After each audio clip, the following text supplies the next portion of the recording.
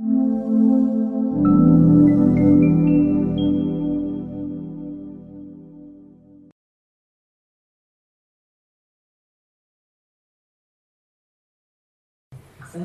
warahmatullahi wabarakatuh, salam sejahtera buat kita semua.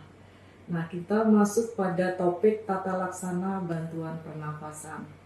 Pada topik ini, saya akan jelaskan bagaimana cara mengoptimalkan oksigenasi jaringan, kemudian bagaimana cara melakukan terapi oksigen, pengelolaan jalan nafas, dan sekalian pengelolaan sirkulasi pada pasien dengan hipoksi. Kalau kita belajar tentang kegawatan, pada umumnya pasien-pasien dengan kegawatan itu terjadi suatu ketidakseimbangan antara oksigen yang terhantar atau delivery oksigen dengan oksigen yang dibutuhkan. Umumnya pasien-pasien dengan kegawatan kebutuhan oksigennya meningkat. Contohnya apa pada pasien kardiovaskuler? Misalnya pasien pada tahikardi. Pada pasien tahikardi itu kebutuhan oksigen oleh miokardium itu sangat meningkat. Nah, kalau kita tidak bisa menyeimbangkan antara oksigen yang terhantar dan oksigen yang dibutuhkan, akan terjadi yang namanya hipoksia jaringan. Nah, sebetulnya kita sebagai klinisi itu lebih mudah mengoptimalkan oksigen yang terhantar.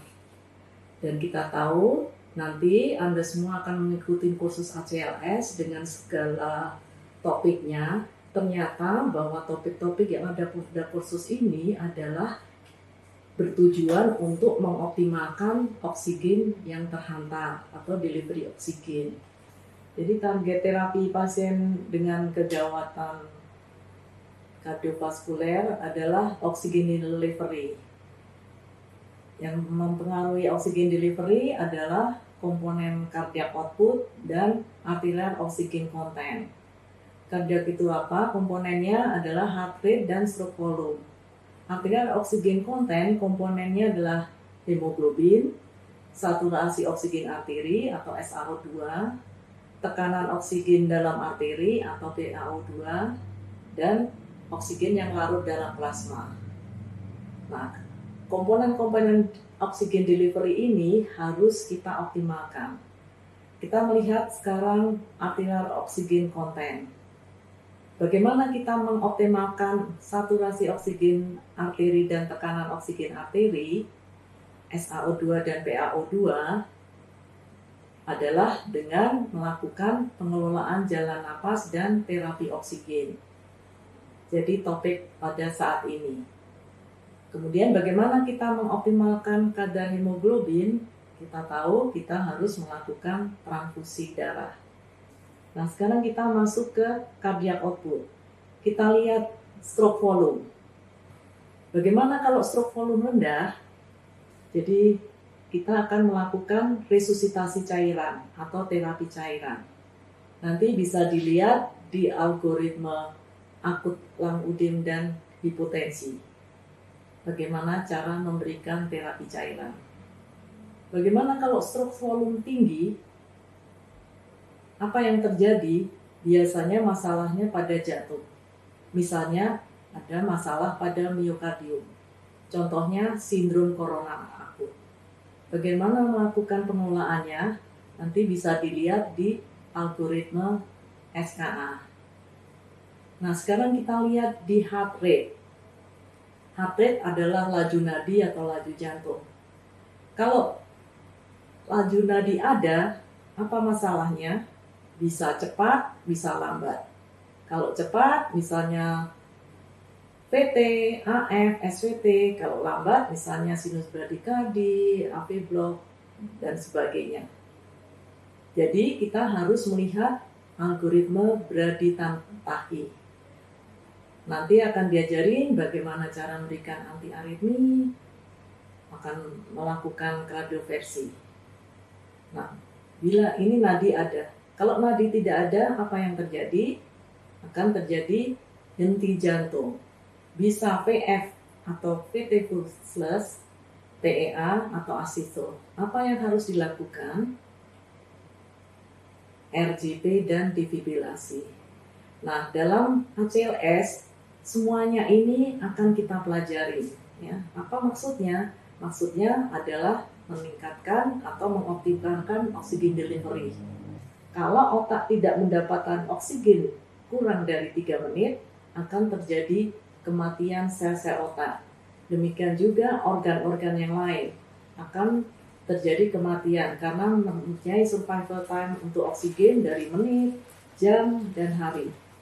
Nah, oleh karena itu, pada pasien henti jantung yang setelah kita lakukan RJP dan terjadi RYC, supaya oksigenasi di jaringan tidak kurang, harus melakukan yang namanya perawatan pasca henti jantung. Nah, ini secara singkat bagaimana kita mengoptimalkan oksigenasi di dalam jaringan. Ini salah satunya adalah yang disebut terapi oksigen. Terapi oksigen hanya meningkatkan fraksi inspirasi oksigen atau FiO2 atau konsentrasi oksigen dalam jaringan agar cukup. Tapi untuk kecukupan oksigen di dalam jaringan, fungsi respirasi, kadar Hb, atau pembawa oksigen yang bagus, atau kardiovaskular yang bagus, kemudian juga mikrosirkulasinya baik, ini yang mempengaruhi kecukupan oksigen dalam jaringan, atau yang disebut mencegah hipoksia jaringan. Nah, bagaimana melakukan terapi oksigen? Pertama adalah harus ada sumber oksigennya, yang berupa tabung-tabung berisi medical oksigen. Nah, tabung-tabung ini harus dipasang atau disambungkan yang namanya regulator.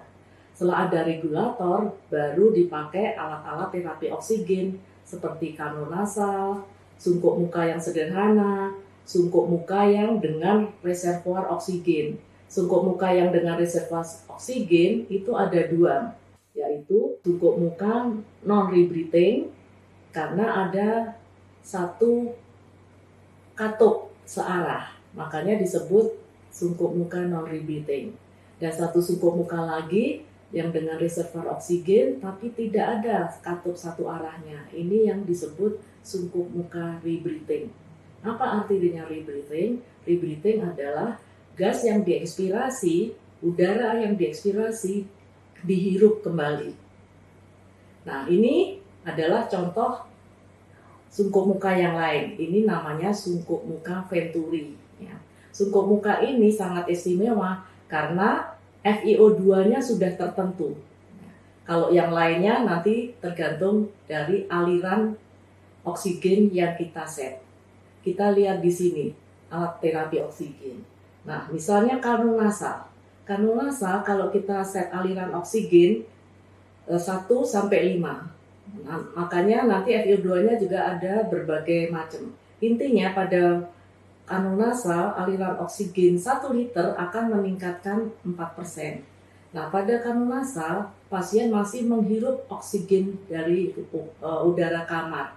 Makanya kalau kita berikan oksigen 3 liter per menit, artinya 3 kali 4%, 12. Karena pasien masih menghirup udara kamar 20, jadi 20 plus 12, jadi ada sekitar 32%. Nah, kanul nasal aliran oksigennya maksimal 5 liter. Jadi 1 sampai 5 liter, tidak boleh lebih. Karena kalau lebih, FiO2-nya tetap aja 40%, tapi ada efek sampingnya, misalnya iritasi. Oleh karena aliran oksigennya kecil, makanya kanul nasal disebut alat terapi oksigen dengan aliran kecil dan hanya memberikan oksigen kecil. Nah, yang lain adalah sungkup muka sederhana. Kemudian yang telah disebutkan tadi non-rebreathing mask. Nah, sungkup muka ini aliran oksigennya minimal 6 liter. Maksimal untuk non-rebreathing mask atau sungkup muka non-rebreathing bisa sampai 15 liter. Dan ini bisa memberikan FiO2 yang cukup tinggi, ya, karena 1 liter oksigen sungkup muka misalnya non-rebreathing bisa memberikan 10% FiO2 atau meningkatkan 10% FiO2. Jadi kalau untuk pemakaian sungkup muka minimal aliran oksigen yang harus diset itu 6 liter. Maksimal bisa sampai 15 liter. Tadi sungkup muka Venturi itu macam-macam, tergantung dari konektor yang kita pasang. Bisa memberikan 24 sampai sekitar 50%. Dan jangan lupa kalau pasien tidak ada simptom ensaim, tidak ada gejala dan tanda-tanda kekurangan oksigen, pasien tidak boleh diberikan oksigen. Namun demikian, secara objektif, kekurangan oksigen bisa dilihat dengan memakai pulse oximetry. Kalau pasien ada keluhan, kemudian kita pasang pulse oximetry dengan terbaca misalnya 98%, berarti dalam batas normal, tapi pasien ada keluhan, ada tanda-tanda misalnya berdebar-debar, berikan terapi oksigen dengan kantong nasal 4 liter per menit. Kalau terbaca pulse oximetry 90 sampai kurang dari 95%, ini disebut pasien mengalami hipoksi ringan dan sedang, diberikan sungkup muka yang sederhana, misalnya 10 liter per menit. Hipoksi berat bila pada pulse oximetry terbaca 85% atau sampai kurang dari 90%.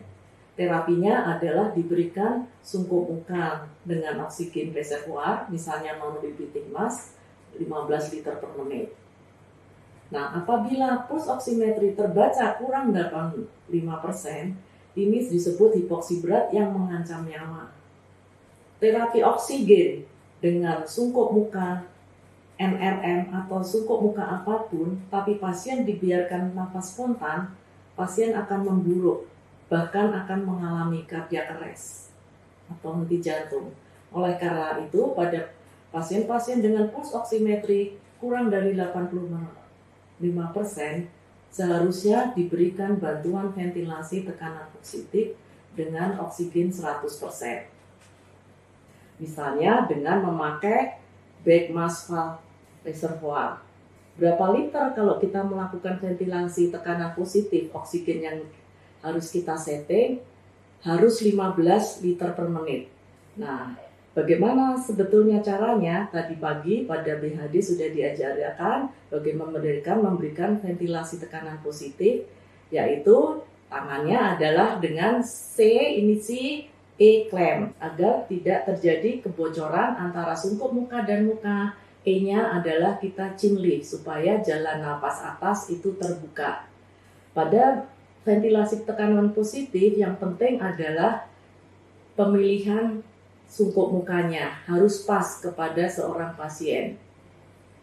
Nah, kita sekarang masuk ke pengelolaan jalan napas. Umumnya pasien-pasien yang tidak sadar akan mengalami obstruksi, yaitu tertutup jalan nafas karena lidah atau karena epiglotis. Nah, oleh karena itu kita harus membuka jalan nafas ini. Dengan apa? Tadi pagi sudah diajarkan dengan cara head tilt chin lift, seperti gambar yang di atas. Dan kalau pasien ada riwayat trauma kepala, jangan melakukan head tilt chin lift, tapi melakukan jaw thrust. Jadi, buka mulut, angkat dagu. Nah, sebenarnya ada beberapa cara melakukan pengelolaan jalan nafas atau membuka jalan nafas dan mempertahankan jalan nafas terbuka. Pertama adalah tanpa alat, manual yang disebut triple airway maneuver. Kemudian dengan alat yang sederhana kita bisa menggunakan oropharyngeal airway atau nasopharyngeal airway. Kemudian memakai alat-alat yang lebih advance disebut bantuan alat lanjutan, yaitu memakai laryngeal mask airway, kombi tube, atau yang lebih definitif adalah melakukan intubasi pipa endotracheal. Bagaimana cara menggunakan oropharyngeal airway? Indikasinya dulu. Indikasinya adalah pasien harus tidak sadar. Pasien bisa bernafas spontan dan tidak bernafas spontan. Dan pasien tidak ada gag refleksnya. Refleks batuk, refleks muntah, ya. Ini baru diberikan atau dipasang oropharyngeal airway. Nah, komplikasinya adalah kalau pasien masih ada gag refleksnya, bisa laryngospasme atau muntah. Dan yang penting di sini adalah ukuran dari oropharyngeal airway harus pas. Kalau besar akan menyebabkan obstruksi jalan nafas total. Bagaimana kalau pasien ada gag refleksnya? Kita boleh memasang yang namanya nasopharyngeal airway. Jadi nasopharyngeal airway ini dipasang, pasien tidak sadar tapi masih ada gag refleksnya. Atau pasien juga yang sulit membuka mulut, misalnya mengalami trismus, baru dipasang nasofaringal airway.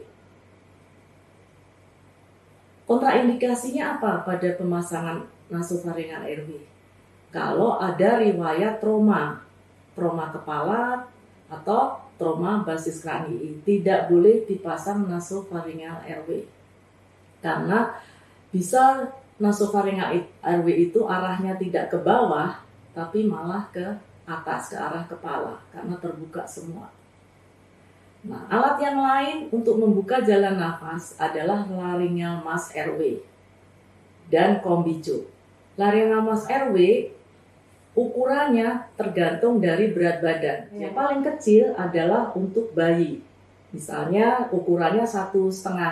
Itu artinya untuk pasien-pasien dengan berat badan 0 sampai 5 kg. Kalau yang terbesar adalah LMA nomor 5 untuk pasien berat badan 70 sampai 100 kg.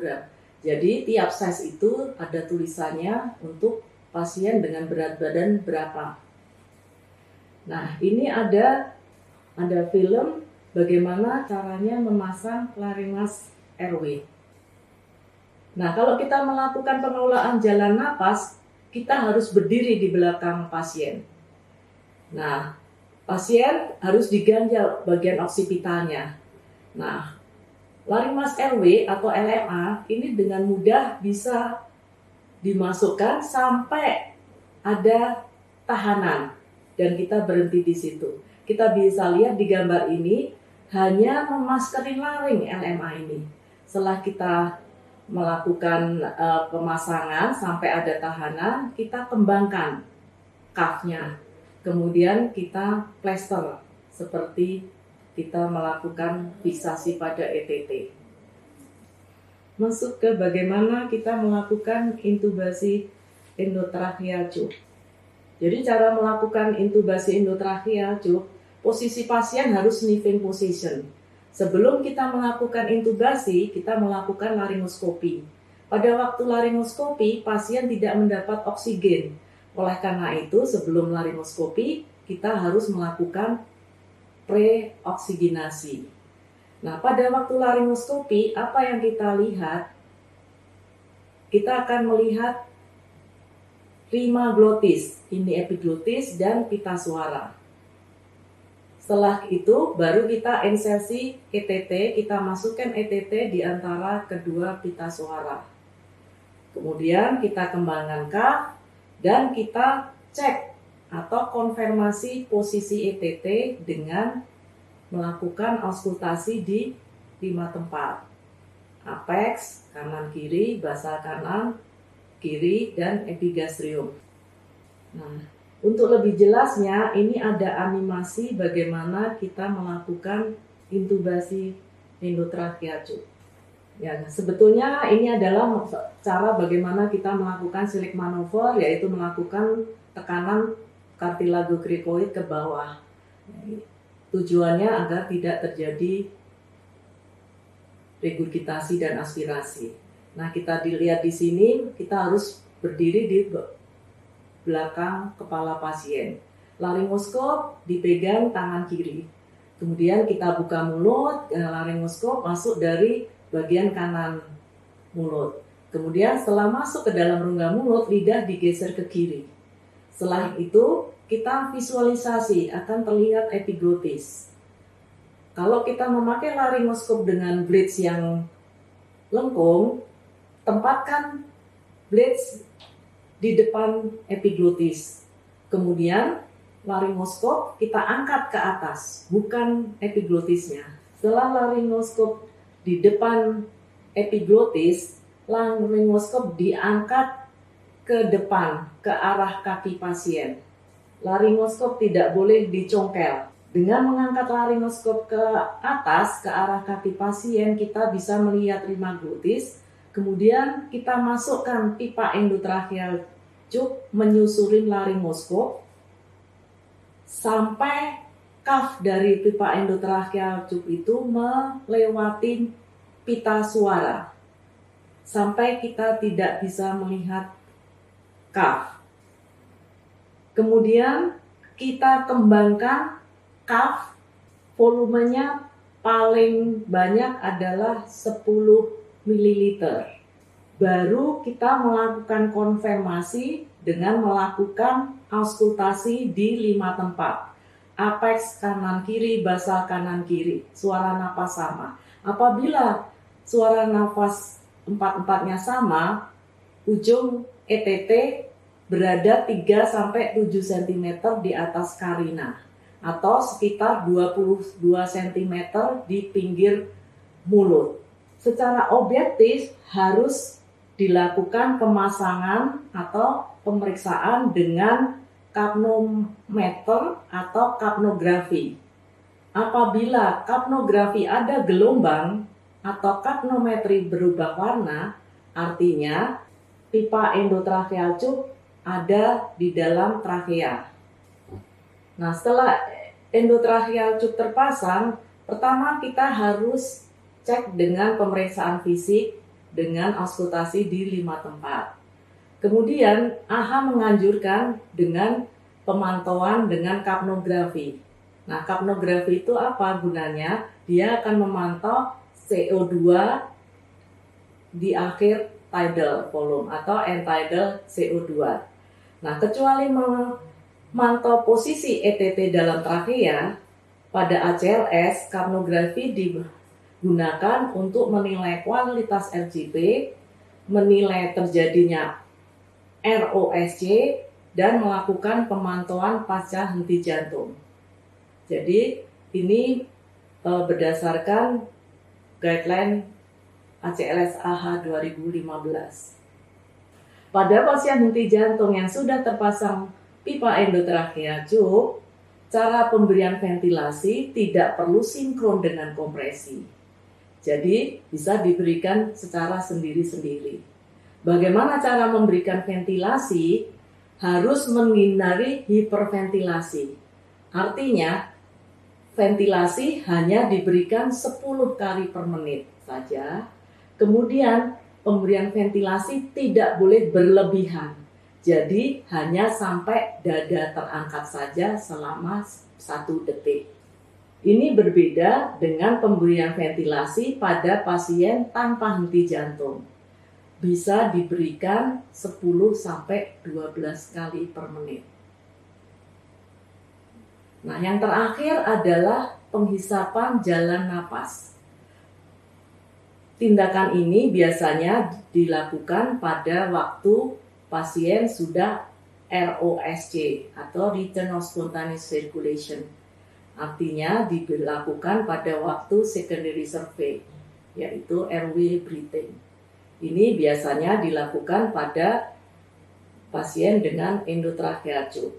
Bagaimana caranya? Pasien harus diberikan oksigen 100% dengan ventilasi manual yang 10 kali per menit tadi, paling sedikit selama 30 detik. Kemudian dilakukan penghisapan maksimal 10 detik. Mengapa hanya 10 detik? Karena seringkali terjadi aritmi, karena kita pada waktu melakukan penghisapan, sebenarnya secara tidak sengaja kita juga melakukan penghisapan oksigen. Terima kasih atas perhatiannya, semoga bermanfaat.